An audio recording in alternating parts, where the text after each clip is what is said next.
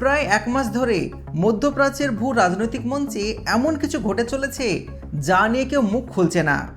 কোনো দেশ থেকে কোনো অফিসিয়াল বিবৃতিও আসছে না। আমেরিকা চুপ, ইসরায়েল চুপ, এমনকি ব্রিটেন এবং ফ্রান্সও চুপ। এই নীরবতাটাই আসলে সবচাইতে জোরে কথা বলছে। কারণ যখন বড় বড় পরাশক্তিগুলো একসঙ্গে চুপ হয়ে যায়, তখন বুঝে নিতে হয় যে পানির নিচে এমন কিছু নড়ছে যেটা সবাইকে ভেতর থেকে কাঁপিয়ে দিচ্ছে। ঠিক সেই কাঁপুনের উৎসটাই এখন ইরানের আকাশে উঠছে। আর সে উড়ন্ত জিনিসটা ছুঁতে গেলে যে আগুনে হাত পুড়বে, সেটা ওয়াশিংটন থেকে তেল আবিব পর্যন্ত সবাই খুব ভালোভাবে বোঝে। খবরটা সবপ্রথম ফাঁস হয় বেনামি একটা গোয়েন্দা সূত্র থেকে। তারা জানায় ইরানের আকাশে নিয়মিত একটা অত্যন্ত উন্নত ড্রোন উড়ছে। এটা কোনো সাধারণ নজরদারি বিমান নয়। এটা এমন একটা জিনিস যেটা প্রযুক্তির বিশ্বে বেশিরভাগ দেশের ধারণার বাইরে। কিন্তু এর আসল চমকটা হলো এই ড্রোনের জন্মস্থান। এটা এসেছে এমন একটা দেশ থেকে যাকে সরাসরি খোঁচা দেওয়ার সাহস কারো নেই।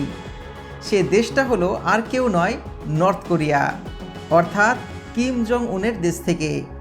ড্রোনটির নাম ডিপ আর্ক ইউএভি। নামটা শুনে অনেকেরই ভুরু কুঁচকে যাবে, কারণ পশ্চিমা গোয়েন্দা সংস্থাগুলো প্রথম দিকে এর অস্তিত্ব সম্পর্কে কিছু জানতেন না। আমেরিকা, যারা গোটা দুনিয়ার স্যাটেলাইটে চোখ রাখে, তারাও এই প্রজেক্টের ব্যাপারে সম্পূর্ণ অন্ধকারে। আর যখন জিনিসটা প্রকাশ্যে চলে এসেছে, তখন সবাই বুঝতে পেরেছে তারা কতটা পিছিয়ে পড়েছে। এই ড্রোনটা কি করতে পারে সেটা যদি আপনি জানেন, গায়ে কাঁটা দেবে।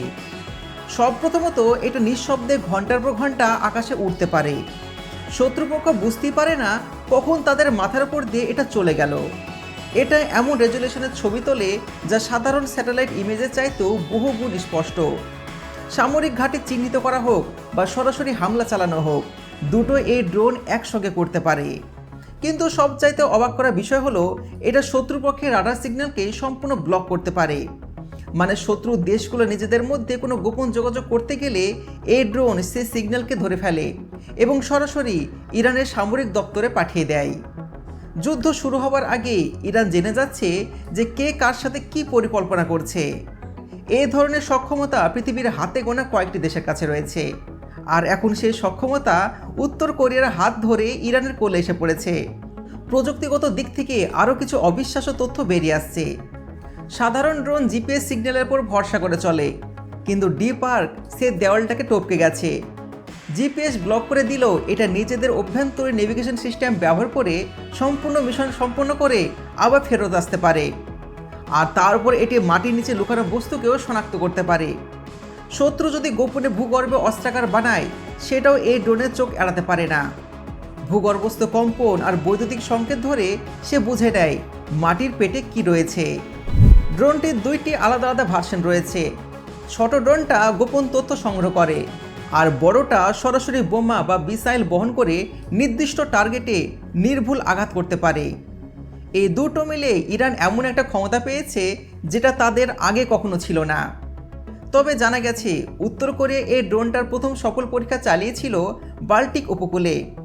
সেই সময় থেকে পশ্চিমা বিশ্বে একটা অস্বাভাবিক চাপ দেখতে পাওয়া গেছে, কিন্তু কেউ কল্পনা করতে পারেনি এটা এত দ্রুত মধ্যপ্রাচ্যে পৌঁছে যাবে।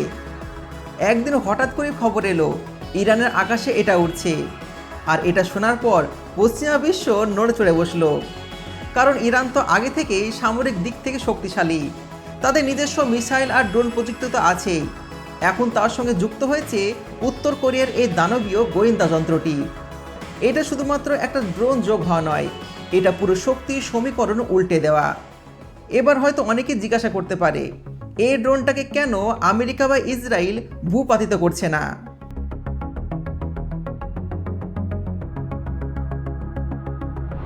ইসরায়েলের কাছে মধ্যপ্রাচ্যের সবচাইতে শক্তিশালী বিমান বাহিনী রয়েছে। আমেরিকার তো পুরো অঞ্চলে সামরিক ঘাঁটি ছড়ানো। কিন্তু সবাই জানে এই ড্রোনে হাত দেওয়া মানে সরাসরি উত্তর কোরিয়াকে চ্যালেঞ্জ ছুড়ে দেওয়া। আর উত্তর কোরিয়াকে খেপানো মানে কিম জং উনকে খেপানো। আর কিম জং উন যে কেমন পাগলা মানুষ সেটা তো আপনারা ভালো করেই জানেন।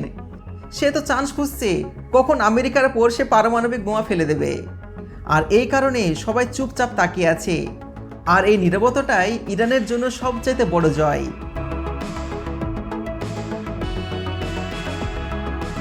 ঠিক এই সময় আরেকটা ভয়ঙ্কর খবর সামনে এসেছে। ইতিহাসের প্রথমবারের মতন ইরান তাদের সবচেয়ে ধ্বংসাত্মক সেজেল-2 ব্যালিস্টিক ক্ষেপণাস্ত্রটি মোতায়েন করেছে। এটা কোনো সাধারণ মিসাইল নয়, এটা কঠিন জ্বালানি ভিত্তিক দ্বিতীয় পর্যায়ের ক্ষেপণাস্ত্র। এর মানে জ্বালানি ভরা অবস্থায় এটা দীর্ঘদিন মজুত করে রাখা যায়, যে কোনো মুহূর্তে ট্রিগার টানলেই ছুটে চলে যাবে টার্গেটের দিকে। এটা প্রায় 2000 কিলোমিটার থেকে 2500 কিলোমিটার পর্যন্ত যেতে পারে। ইরান থেকে ছোড়ার মাত্র 7 মিনিটের মধ্যেই এটা ইসরায়েলের আকাশে ঢুকতে পারে। মাত্র 7 মিনিট, এক কাপ চা খাওয়ার সময় নয়। আয়রন ডোম কিংবা প্যাট্রিয়টের প্রতিক্রিয়া করার সময় পাবে না। সামরিক বিশ্লেষকরা এটাকে ডান্সিং মিসাইল বলছেন, কারণ বাতাসে ভাসতে ভাসতে বারবার তার গতিপথ পরিবর্তন করে। এই কারণে এটাকে থামানো খুবই কঠিন। শত্রুপক্ষ মনে করবে হয়তো এখানে পড়বে এটা, কিন্তু সেটা চলে যাবে অন্যদিকে। শত্রু ক্ষেপণাস্ত্র দিয়ে এটাকে ধ্বংস করা স্বপ্নের মতন। এর বিশাল বড় ওয়ারহেডে বহন করে থাকে 2 টন বিস্ফোরক। এই 2 টন বিস্ফোরক যেখানে পড়বে ভাবতে পাচ্ছেন সেই জায়গার অবস্থা কি হবে। খাইবার শেখান, কদর, এমাদ সব মিলিয়ে তেল আবিবের ওপর যে মিসাইল বৃষ্টি হতে শুরু করেছে তা শুধুমাত্র ইসরায়েল ভালো করে বুঝছে।